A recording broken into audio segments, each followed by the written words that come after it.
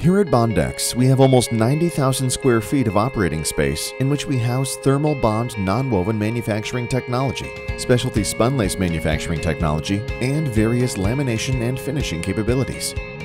Andrew Industries commissioned Bondex in 1997 primarily to produce specialty nonwoven products for our sister companies in the reprographics industry.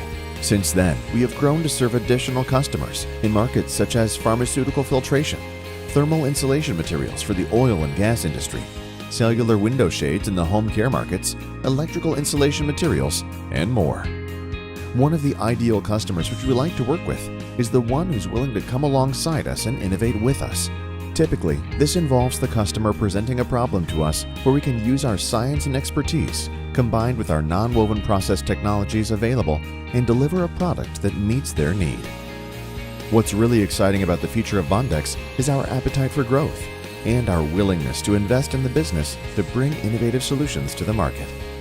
We've been busy expanding our footprint and investing in new process technologies so that we can better serve our own customers, but also new customers which we've yet to meet.